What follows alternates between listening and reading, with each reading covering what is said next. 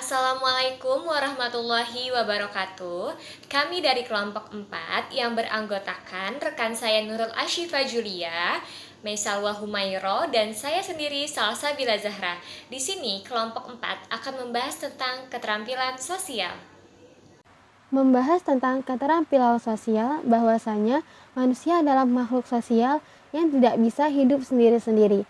Sebab itu, setiap harinya manusia mengalami dan menyatakan fragmen-fragmen kehidupan di masyarakat.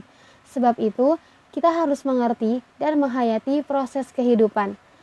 Pengertian dan penghayatan tersebut dipengaruhi oleh minat, perhatian, dan keingintahuan yang hidup pada diri. Bahwasanya manusia harus juga menghormati makhluk lain, dan manusia harus mempunyai sikap tolong-menolong terhadap orang lain, karena manusia tidak bisa hidup sendiri tanpa bantuan orang lain. Selanjutnya ada aspek-aspek keterampilan sosial yang dibagi menjadi 3 bagian.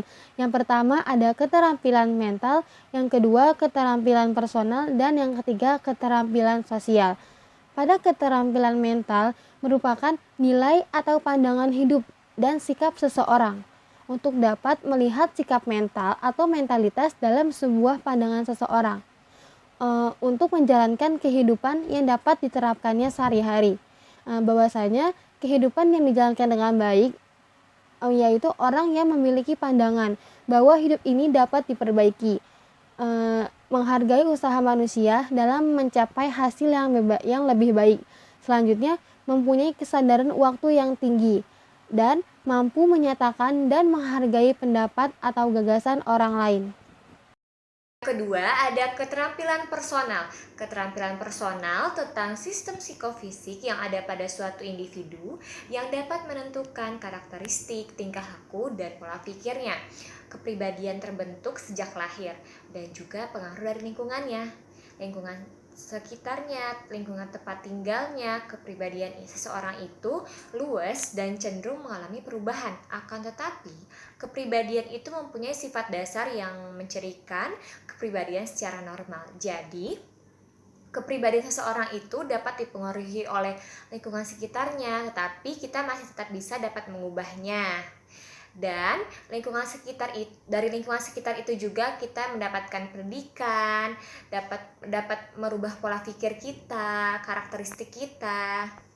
Dalam keterampilan sosial, terdapat perubahan-perubahan yang meliputi beberapa aspek, yaitu organisasi, struktur, nilai, dan norma. Hal ini karena adanya dinamika dari anggota masyarakat yang didukung oleh sebagian besar anggota masyarakat dalam mencari kestabilan di kehidupan sehari-hari. Interrelasi dan interaksi sosial manusia mendorong berkembangnya pemikiran dan reaksi emosional dari anggota masyarakat. Perubahan ini terjadi karena adanya penemuan-penemuan baru, terutama pada kesadaran masyarakat dalam meningkatkan kehidupan dengan terus-menerus.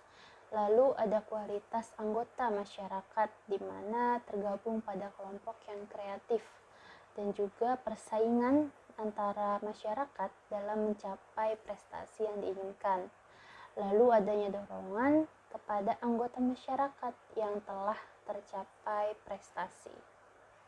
Masyarakat merupakan sekelompok manusia yang berkaitan dengan nilai dan norma di kehidupan sehari-hari, dan juga terjadinya permasalahan yang sering dialami oleh masyarakat, di mana bergantung pada pengalaman dan pengetahuan pribadi masyarakat.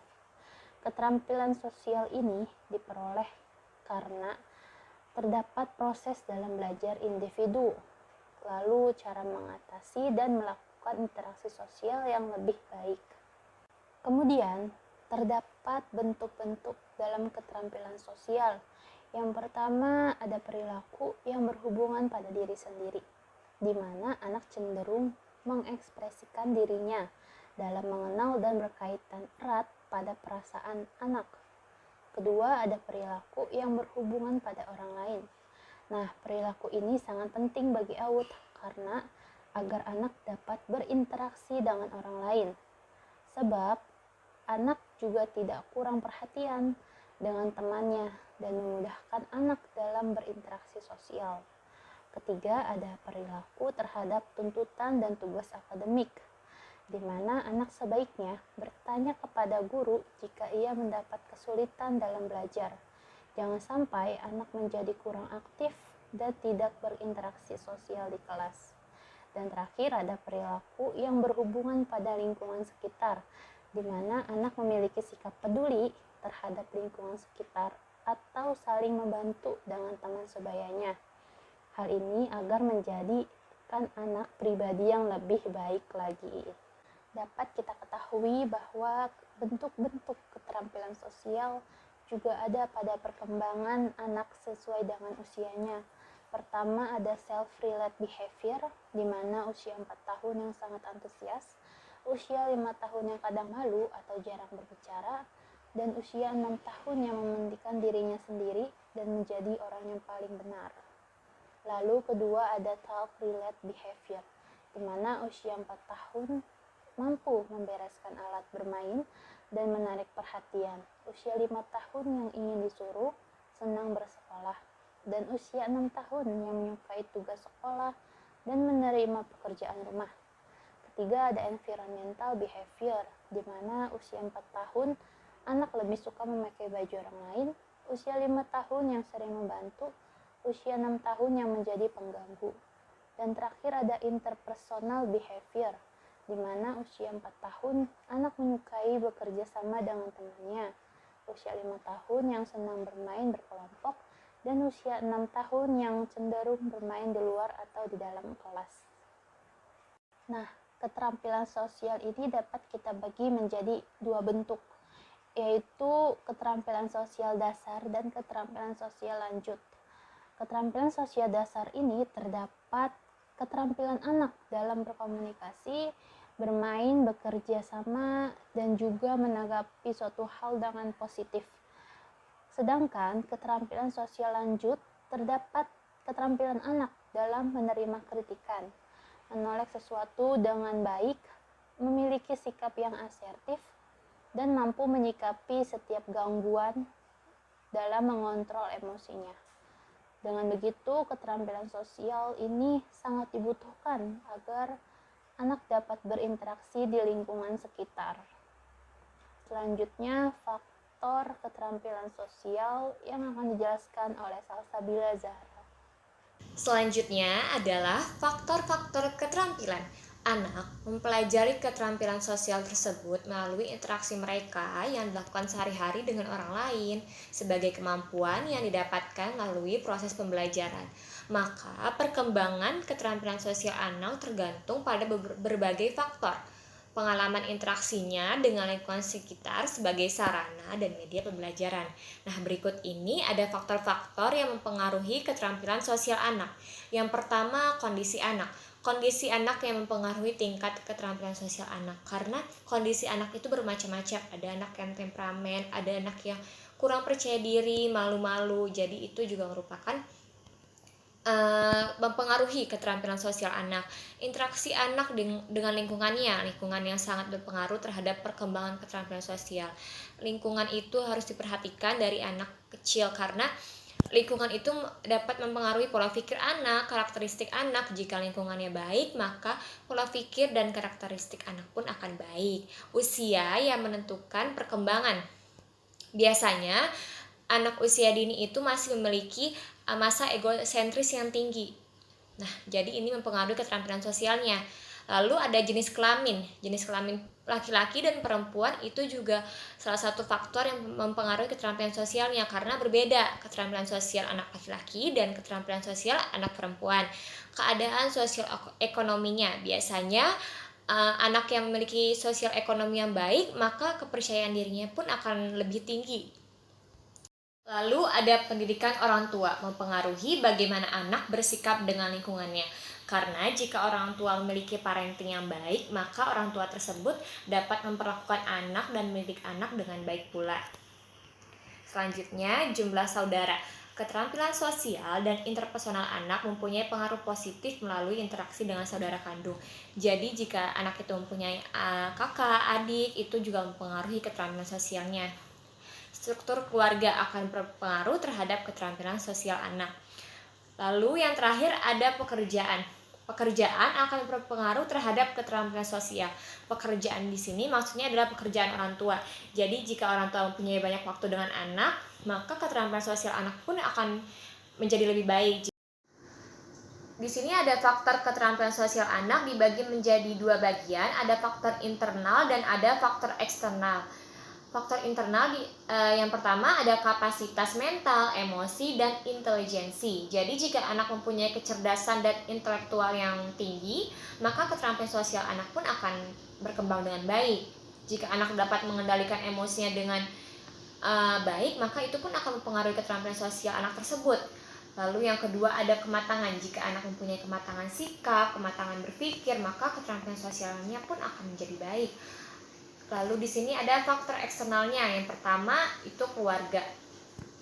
Keluarga merupakan pendidikan utama bagi anak, pendidikan pertama bagi anak. Maka jika keluarga memberikan pendidikan yang baik untuk keterampilan sosial anak, maka anak pun akan memiliki keterampilan sosial yang baik. Lalu yang kedua ada status sosial ekonomi.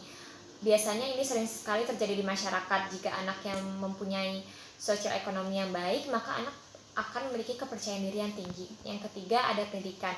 Pendidikan dari orang tuanya yang ditanamkan kepada anak. Jadi jika orang tuanya mengajarkan hal-hal yang baik, kematangan sikap, intelijensi, maka anak pun akan memiliki keterampilan sosial yang baik.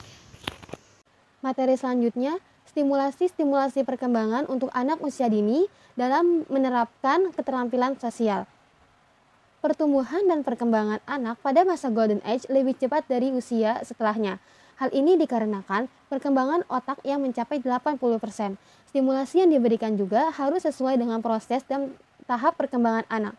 Pada masa Golden Age, bukan berarti orang tua harus menjejali anak dengan berbagai pengetahuan-pengetahuan yang memberatkan untuk anak. Tetapi, stimulus dengan cara yang menyenangkan akan sangat mudah diterima oleh anak agar anak pun nyaman dalam pembelajaran, mudah mengerti dan memahami. Stimulus keterampilan sosial yang harus dikenalkan, dikembangkan, dan dimiliki oleh seorang anak yaitu yang pertama ada kenal diri, merupakan bagian dari kecerdasan diri yang diperlukan anak untuk menjalin hubungan sosial. Stimulus yang dapat dilakukan untuk mengenalkan diri anak adalah dengan bantu anak untuk menggali apa yang menjadikan kesukaannya, keinginan, dan harapan, dan masalah-masalah yang tidak disukai. Dan ajukan nilai-nilai tentang yang baik dan buruk, tentang boleh dan tidak dalam melakukan sesuatu, agar ia bisa paham dan bersikap dalam menghadapi situasi sosial yang ditemuinya. Yang kedua ada kenal emosi, yaitu mengenal emosinya dengan baik, akan belajar mengatur dan mengendalikan emosinya. Cara menstimulusnya dengan cara kenalkan anak pada beragam emosi yang ada pada dirinya dan bagaimana cara melakukannya, bagaimana cara meredakannya, dan kenalkan juga bahasa tubuh dirinya maupun orang lain. Kenalkan bagaimana orang lain itu bersikap marah terhadap dirinya. Yang ketiga ada empati. Memiliki keterampilan untuk mengerti dan merasakan emosi orang lain. Ada sikap simpati agar anak dapat menghayati perasaan orang lain, memiliki kepekaan yang dipengaruhi oleh emosi iba atau belas kasihan dan suatu yang ingin dilakukan, seperti anak yang melihat kucing sedang kelaparan dan anak ingin memberikannya, anak yang kasihan melihat temannya menangis. Selanjutnya ada berbagi. Sikap ini untuk agar anak merasakan kebersamaan dengan berbagi kepunyaannya. Contohnya, anak mau membagi makanan terhadap teman-temannya. Selanjutnya ada sikap negosiasi, agar anak bisa mengungkapkan pendapat dan keinginannya dengan cara yang diterima, agar anak juga melakukan suatu hal tidak dengan suatu paksaan. Selanjutnya ada sikap menolong, menumbuhkan kesadaran diri pada anak untuk membantu orang lain. Selanjutnya ada kerjasama, agar anak belajar saling menghargai dan menghormati, agar anak tidak mementingkan dirinya sendiri. Selanjutnya ada bersaing, sikap fleksibel dalam menghadapi tantangan. Kita akan menjelaskan kepada anak bahwasanya kemenangan maupun kekalahan yang akan ditemui itu bersifat wajar dan selalu ditemukan. Baik, sekian presentasi dari kami tentang keterampilan sosial. Semoga teman-teman dapat memahami materi dengan baik. Mohon maaf jika ada kesalahan.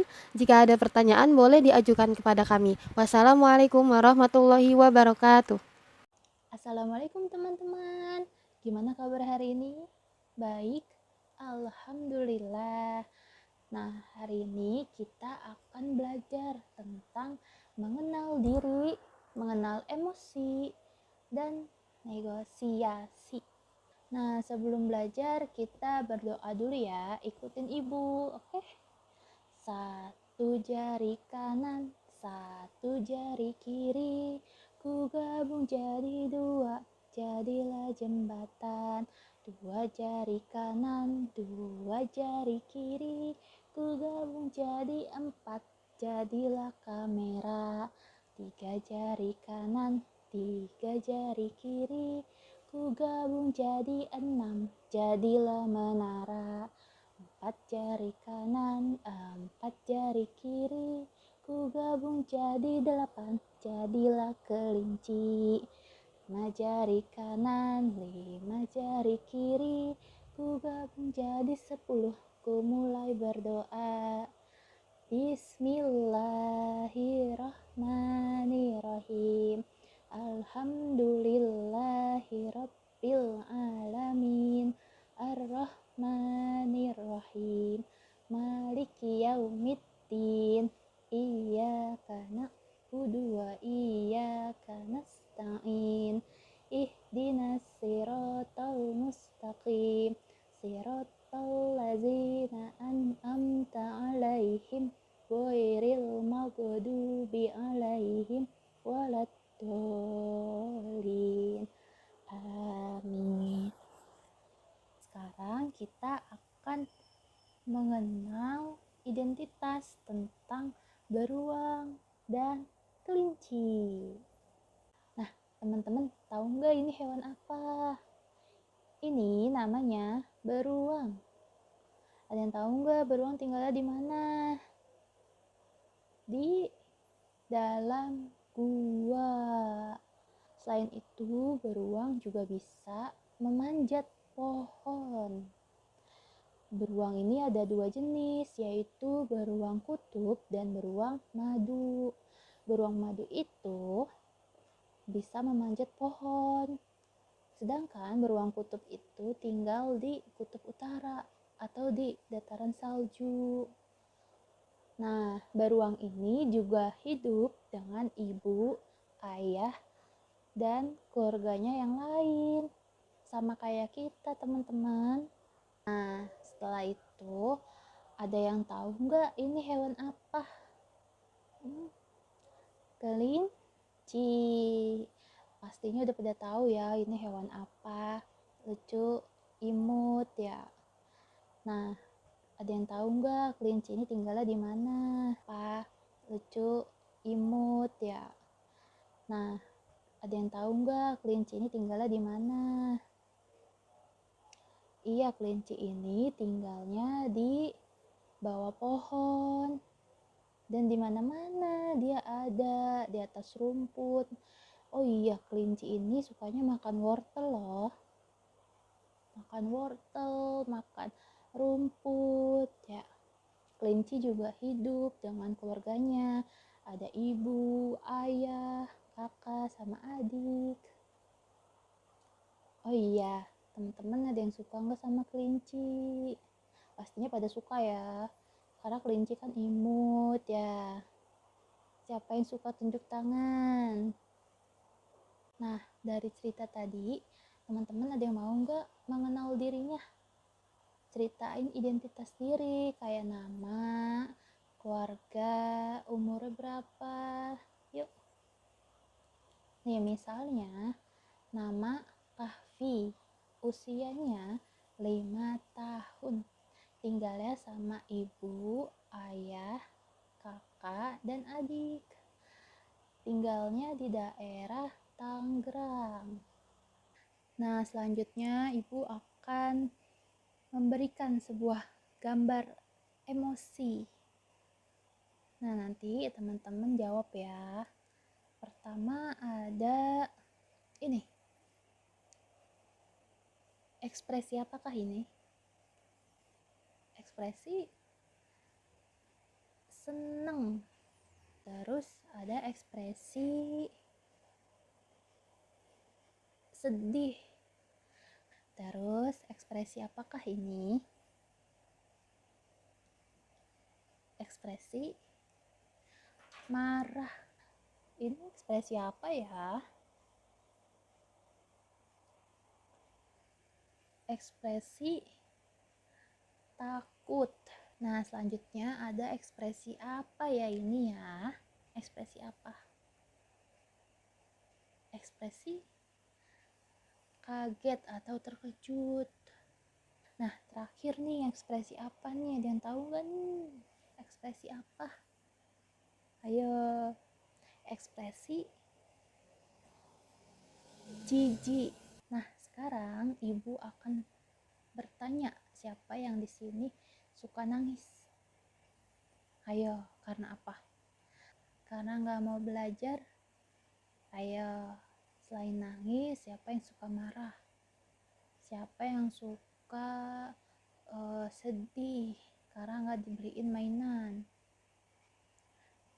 Iya, kebanyakan teman-teman nggak mau belajar karena nggak dibeliin mainan, jadinya sedih. Siapa yang suka sedih karena nggak dibeliin mainan? Iya, kebanyakan teman-teman nggak mau belajar karena nggak dibeliin mainan, jadinya sedih, marah, nangis ya. Terus juga sekarang nggak mau nurut sama orang tua. Oke, sebelum pulang kita berdoa dulu ya teman-teman. Tangannya diangkat. Bismillahirrohmanirrohim. Wal asri innal insana lafi husri illa lazina amanu wa amilus solihati wa tawasau bil haqqi wa tawasau bis sabri. Sadaqallahul azim. Ila liko sampai berjumpa lagi ya. Dadah. Assalamualaikum warahmatullahi wabarakatuh. Assalamualaikum warahmatullahi wabarakatuh. Halo teman-teman semuanya, perkenalkan nama saya Salsabila Zahra. Di sini saya akan menjelaskan bahwa keterampilan sosial perlu dikenalkan anak sejak anak kecil. Nah, maka dari itu kita perlu mengenalkan hal-hal tersebut melalui teknik mengajar yang cukup mudah dipahami oleh anak. Nah, salah satunya adalah teknik mendongeng. Untuk tahu video lebih lanjutnya, silahkan simak video berikut ini. Di sini saya akan bawakan cerita tentang saling tolong-menolong itu baik. Nah, dua tokoh yang akan berperan pada cerita ini ada Upin dan ada Nina. Mari kita mulai ceritanya. Pada pagi hari yang sangat cerah, Upin akan pergi ke sekolah. Sebelum pergi ke sekolah, tak lupa Upin berpamitan kepada ibunya. Saat Upin bergegas pergi sekolah, tiba-tiba ia mendengar Upin melihat ke sekitar. Sepertinya ada suara orang kesakitan. Aduh, sakit sekali. Ia melihat Nina ada di seberang jalan. Lalu ia menghampiri Nina. Kenapa Nina? Aduh, Upin, sepertinya kakiku cedera. Memangnya kamu kenapa Nina? Kakiku habis saja jatuh dari selokan tadi. Aku tidak sengaja, aku terburu-buru karena pagi ini aku ada ulangan. Mari kita obati terlebih dahulu. Nina, sepertinya kamu tidak bisa pergi ke sekolah. Aku izinkan saja ke ibu guru. Nanti aku akan bilang bahwa kamu habis saja terjatuh tadi dan kakimu terluka cukup parah. Tolong Upin, tolong ya, bilang ke ibu guru bahwa aku hari ini tidak bisa pergi ke sekolah. Dan sepertinya aku akan ikut ujian susulan. Iya, kamu tenang saja Nina, aku akan bilang ke ibu guru. Upin, terima kasih ya kamu sudah membantuku. Semoga kamu selalu dalam perlindungan Allah dan kamu selalu ditolong oleh orang-orang baik. Amin. Ya udah kalau begitu Nina, aku akan pergi ke sekolah ya. Baik Upin, terima kasih. Baik, Assalamualaikum. Waalaikumsalam. Setelah Upin mengobati luka Nina, Ia pun segera bergegas pergi ke sekolah kembali. Setelah Upin melihat jam, ia pun tersadar ternyata Upin sudah telat 60 menit. Ia merasa bahwa ujiannya telah dimulai.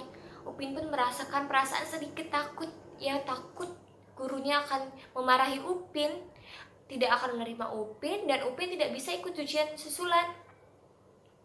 Lalu perasaan itu ditepis oleh Upin. Upin tetap pergi saja ke sekolah. Saat tiba di sekolah, Upin masuk ke depan pintu kelas. Ia melihat orang-orang sudah sangat ramai sedang mengerjakan ulangan. Teman-temannya sedang sangat serius mengerjakan ulangan. Tetapi ia baru datang. Upin pun mengetuk pintu kelas. "Assalamualaikum, Bu." Lalu Bu Guru pun keluar dari kelas. "Upin, kamu kemana saja? Teman-teman kamu sudah mulai ulangan dari jam 7 tadi. Tumben kamu telat masuk sekolah." "Ibu, maaf, tadi aku habis menolong Nina. Nina terjatuh, Bu, kakinya terkilir. Maaf, Bu. Apa aku masih boleh ikut ulangan?" "Nina kakinya kenapa? Terkilir? Jatuh di mana?" "Jatuh di selokan, Bu." "Ya ampun. Baiklah, kamu boleh masuk. Tetapi kamu ulangannya nanti ya sepulang sekolah." "Bu, maaf ya. Saya telat hari ini. Saya pun jadi ikut ulangan susulan." Nah, adik-adik, ceritanya sudah selesai. Ada yang tahu amanat dari cerita ini apa? Betul sekali, amanat dari cerita ini sesama manusia kita harus saling tolong-menolong, punya rasa simpati, punya rasa empati, terlebih kepada teman sendiri dan teman lingkungan sekitar kita. Itu merupakan salah satu keterampilan sosial yang perlu kita miliki, karena kita tidak bisa hidup sendiri, kita selalu membutuhkan orang lain. Semoga kalian bisa mengambil hikmah dan amanat dari cerita ini, dan semoga kalian terus menjadi anak-anak baik. Sekian cerita dari saya. Wassalamualaikum warahmatullahi wabarakatuh. Assalamualaikum warahmatullahi wabarakatuh. Hai teman-teman semua, di sini aku punya permainan yang sangat seru. Permainan ini harus dilakukan berkelompok minimal 2 orang, bisa juga bersama-sama. Nah, dengan permainan ini kita dapat belajar tentang kerjasama. Kalian tahu nggak apa itu kerjasama? Nah, kerjasama itu kita tidak boleh mementingkan diri kita sendiri, harus saling membantu sesama kelompok. Kita harus bekerja menyelesaikan kegiatan bersama-sama, tidak boleh saling marah dan harus menjaga kekompakan. Nah, teman-teman, selain mengajarkan kerjasama, permainan ini juga mengajarkan tentang persaingan. Teman-teman tahu nggak apa itu persaingan? Nah, persaingan itu sebuah tantangan yang harus kita hadapi, yang akhirnya ada yang menang dan ada juga yang kalah. Persaingan itu selalu kita temui, maka dari itu kita tidak boleh sedih, marah kalau kita kalah dalam melakukan tantangan. Jika kita menang, kita juga tidak boleh sombong karena kita harus tetap belajar lebih baik lagi. Nah, sekarang kita lihat yuk permainannya. Permainan ini